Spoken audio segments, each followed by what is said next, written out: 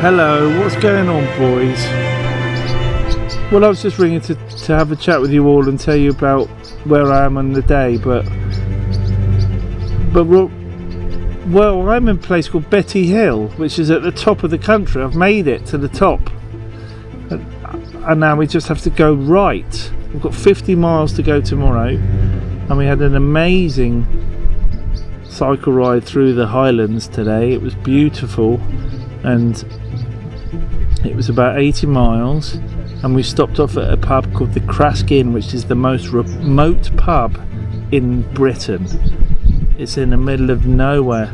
Remote means there's nothing around. It's further away than from any town or village in any other pub, and it was run by a preacher, an American priest, who was very nice, and it was spectacular.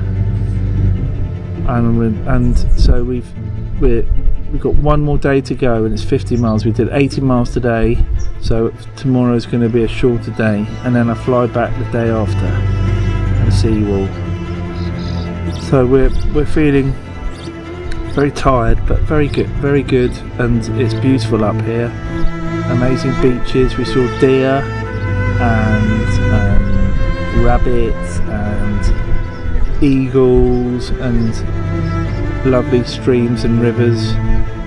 Wonderful things. Yeah, but I'm missing you all. I can't wait to get back now.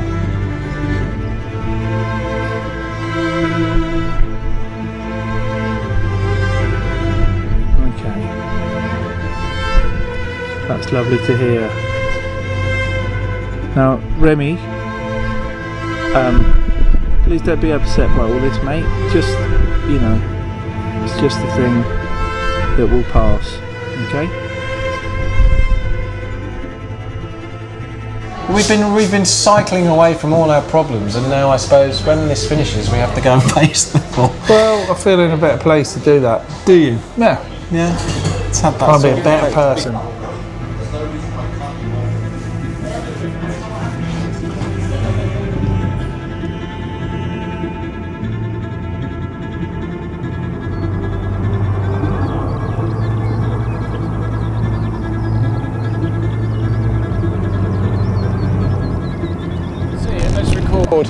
If it's visible. Just going past Balblair Distillery on day 13. There's the sign, Balblair. And I don't know much about Balblair, but what would you really keep them great? I'm sure you can tell me loads about it. Well, we're up in the Highlands now, so when it comes to Highland styles, as a rule, generally, they tend to be a bit lighter. You've got people like Glenmorangie up here, and that's how you pronounce it, Glenmorangie, not Glenmorangie.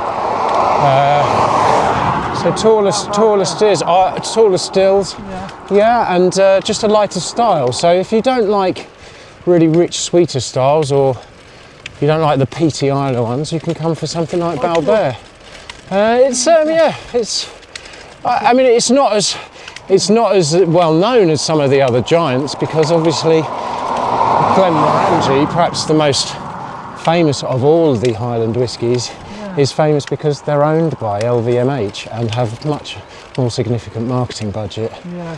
But that's okay, I like the smaller guys. It's only the experts who can tell you specific details about that actual distillery. Well, yeah, there are people in the industry who would, I suppose, profess to be absolute scientific experts of the distillation process. I've never professed to be that. No, just, what my contribution to the whiskey industry? But what my contribution to the whiskey industry, Ben, is broader. I accept that. Are you Googling? I'm from a broad church. Are you Googling the Balblair Distillery? Would never do that. I would never do that, because that would put us both in jeopardy. And I'm not that kind of guy. Wait a minute, it's still saying tomatin from yesterday, where I didn't know about that one as well. So the Balblair. The Balblair, at least say it right. Well, yeah, I don't know. I'm not the keeper of the quack. Can you see it? Can you see it? I can't actually see it. Well, you know it. It's very coastal. Very few underground distilleries. It's very coastal. I know it's coastal because I can see the sea. Salty, yeah. It's on the Dornoch Firth. It's the what? On the Dornoch Firth. We were actually talking about Dornoch and the whiskies from here with. Who are we talking about? That actually is true. So, okay, that's where we are. I mean, I'll be honest with you, mate. You talk about me not going into specifics, but Balblair take a lot of time talking about things in a very general way. Yeah. Like, I'm right in that it's a Highlands malt. It sits on the ancient Pictish gathering place, giving it an intriguing, mystical feel. Again, Does it really? Again, though, I mean, this is waffle, isn't it? I've never had a mystical Look, I'm not having a go at feel. Balblair. I've actually had some of their whiskey and it's nice, but they use black old barley. Okay, now That's good. Right. Open laid water that flows down the Egerton Hills. That's good. So that is quite a natural resource and gives it a local specificity. Well, You'll love this. Listen to it. Tropical and mature, with the texture of melted chocolate, and one of the finest finishes a single malt can bring. This stunning whiskey calls for quiet admiration. Wow. Round and velvety, yet developed and fresh, smoothed over by time, but with a beating heart. what's that? Balblair, we're coming for you. Yeah. We've got some ideas about how to describe whiskey, and they're better than that. Because that's just like, what, a load of waffle. But I'm sorry. You don't want quiet admiration. You want to, if you taste the whiskey, you want to go, fuck me! And also, I want to be in a good party. finish. It's the whole thing about sitting in a bloody leather armchair doing some quiet. That's the whole point. I want to be in a pub with my mates, having a laugh, drinking whiskey. Quiet admiration. Yeah, I mean, I really get the tropical freshness that goes with the chocolatey, rounded smoothness. Yeah, they're two entirely different flavour profiles in one whiskey. Yeah. What is it? I'll tell you what it tastes like. Whiskey, all right? And a good whiskey, because I've had it, and it's nice. Sorry, Balblair, we picked on you there, but everyone's the same. Come on, whiskey guys. And that is the problem, really. Everyone is saying the same stuff. Not everyone. There are really innovative new people working in the industry, doing interesting blends and crazy bits and bobs, and trying to ignite the imagination of this whiskey, because I think people just associate it with this landscape, cold, cosy pubs. Heather and weather and stags. Yeah. Okay, we're coming to a lock. All right, this is amazing. We're going to film it. We are filming it. We're filming all of that. I don't think it is. It could just be another. I can't read it. Let's just enjoy it. Yeah. I'm enjoying it. Wow! Look at this! Oh my God! Look at that! The woman in the commercial inn said you will get the view if you go this way, and that is the view she was talking about. Wowee! Beautiful.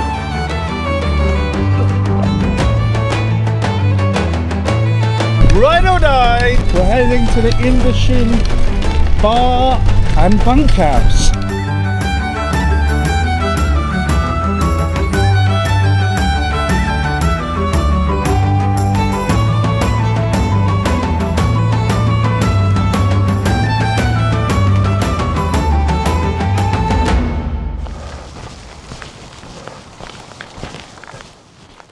Hi. How you doing? All right. Yeah. Good. Day 13 debrief, Daddy-O's. Yeah. The best, I think, my favourite day of the trip was yesterday. Our first stop, the Invershin Hotel, Bunkhouse and Bar. Yeah. And it was a beautiful Angus and Cheryl. place. Angus and Cheryl greeted us with some extraordinary hospitality. They gave us a sticky toffee pudding. They said, would you like a bit of cake? We said, yeah, and they gave us an actual pudding with ice cream made by Ben, their chef. Thank you. That is not what we were expecting, Ben. Blimey. That's actual pudding. And it was delicious. And the hotel itself is fantastic. It's they've done it all up. They took on a rickety old building and created a sort of bunkhouse hotel set up for a lot of cyclists, bikers, people travelling through that region. They were lovely people, and their little pub that they've got attached to the whole thing is a real pub. They were saying they close it during the winter because there's just not the trade, but then they open it every once or twice a month because otherwise the locals would just go mad. And one of the best things they had there was they had a pool table, and Angus had got his family tartan and used that as the baize. Yeah. Which was, I imagine if you've had a few pints, would freak you out. I would highly recommend doing the bike ride we've done, which we can give you the route to, and going and staying there. And then we set off from there on a fairly long leg into the actual wilderness. And Cheryl said that before we went. She said, from here on in, you think you're in the wilderness now, wait till you get out there. And she was not wrong. It was absolutely insane. There was nothing out there. Unbelievable. It's like being. Well, we kept stopping, going, we've got to stop here. There's a bridge there, look, it's overlooking. Let's go to that bridge, and because there's this beautiful river streaming down, rolling down, and we jumped up and down the bridge like the Goonies. Yeah. And then we got back on the bike, and then we stopped again to do it. And then after a while, we're like, well, we can't just stop everywhere. No. And then we hit this amazing stretch of like lunar landscape. It was like, sort of like It was very American Wild West. There was a single house in the middle of it, which we later discovered was owned by a woman called Margaret, who'd been living there for years. And that was it. It was a very strange feeling. It did feel like we were in a Wild West film or something. It was around that point that we realised that we'd left the tracker in the first hotel, and Paul, who wanted to do lots of filming, wanted to find us. Had to drive back. To be fair though, because it was a tracker, you knew where it was. We need to check the tracker. Oh, we left it in the. You're gonna have to stop and take it back at the backpack and make sure it's in there. And if it is in there, which I'm pretty sure it is in there. No, we left it in the fucking pub. Denson was in the background going, I can find it, I can see it's, it's in the last hotel. Yeah. And the only disappointment there was it wasn't in Denson's pocket. Yeah. Everything else seems when to we be. lose things, they're just in his pocket. You idiot! How far back is that? Yeah, that's fair. Sorry, mate.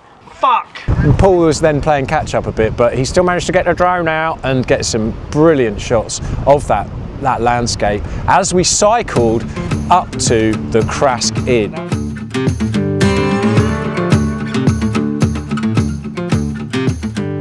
If you were to describe an American guy with a religious background from Alabama taking over a pub, you'd probably paint a picture of someone completely different to Shay.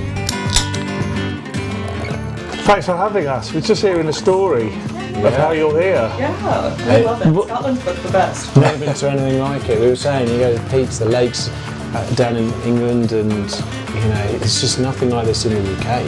It's just an astonishing piece of pub work. Thank you. We're so new, we're just benefiting from the glory. Oh no, man, you've been, well, it doesn't show, you've been incredibly hospitable. He was just such a wonderful host. He was tracking where we were coming. Interesting, hospitable. Knew his whiskies, He was knew one his of the beer. best pub people we've met. So we cycled past the Balblair Distillery. So We were a bit unkind, and Balblair certainly didn't deserve our Well, no, dig. it was more taking a mickey out of you, really. 'Cause Yeah. Tom is a keeper of the Quake, which means he's a massive mellow, but he's also supposed to be a whiskey expert, and he is. But so we passed this distillery, so I put him on the spot. So tell me a bit about Balblair. And then there was a bit of silence. I could see him tapping on Google. But that's when you do the Balblair, they're a Scottish distillery in the Highlands. They taste kind of like oak and fresh summer's day, and you just sell them on it. Yeah. That's almost verbatim what That's what was on the website. Yes, So when I was going through it, it's like a whiskey that's been aged in a barrel. It's distilled by the sea, so it has some Highlands whiskey that I knew more about. Yeah, I was talking about another one. Glenmorangie, I can tell you about that one. Balblair. Okay, so Clynelish. Yeah, exactly. It was like that. It was just a really nice story and lovely. Again, another place that I'd love to get accidentally locked in on a winter's night. For example, aren't they the Beagle? She is an absolute legend. She's a legend of the industry She was now. literally passing through, like Shane I connected sent an with email her. at like 10 o'clock at night because I was like, I can't forget to send an email. And at 10 o'clock in the morning, she stopped by. Really? To be like, She was just hey, passing through and I was she in was like, Larrick and I just thought I'd bring some samples by. And I was like, sold. That's amazing, isn't it? Yeah. Unreal, like all the energy going into just that organic, you know, bee court, doing everything properly, and she's and that is fresh. You know, that is a different language they're using, different perspective, and you can't change the laws of whiskey. Lovely and fresh, isn't But you can change the way we talk about it, and how we bring new people into it. And this is, I mean, this is a beautiful bottle. They're one of my favorite distilleries because their goal is community. So it's how can we employ more locals? How can we have this benefit locals? It's not just how can we use this land and resources to make shed loads of money. Yeah. It's how do we make this historic craft in a way that honors the people who live there. Yeah. I mean, we get after the people for like the Harak means a native to Harris. I think if he ran my local church, I'd be a lot more likely to go to it. And he had Lucky Saint up there, which, as he pointed out, was about the most appropriate brand of beer he could be serving. Crask Inn is serving up Lucky Saint. Do you like Lucky Saint? Oh, it's the best. Yay! He was just a really lovely bloke. It was a Lovely really wife, warm, great kids. Yeah, in fact, he'd taken the kids to school. He'd gone and picked them up, and he'd seen us on the road twice, going there and back. So he realised how late we were and how long we were going to be before we got to him. That's brilliant that it exists since 1815. I mean, that is astonishing to keep it going as a pub for that long. It was a great place, great people, great pub. A pub person at the end of the planet. Felt a bit like that. Yeah. But then we had to sort of go. We couldn't linger because we had another 3-hour bike ride to here. I have to say, it felt like we'd done it when we got here. Yeah, boy. OMG. That's the sound of a pint. God. I know, it's the because top, and now we're going right. sideways, and we are going a bit further north, but it really felt like we'd achieved it when we got there. And the sun was setting, and it was just such a beautiful moment. We almost cried. It was lovely. And certainly in terms of the distance of one end of the land to the other, we've kind of achieved that.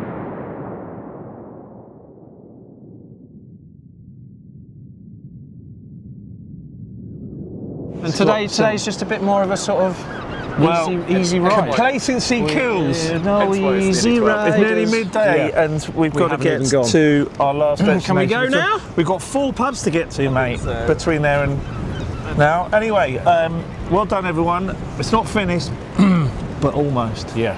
Over and out. Bye.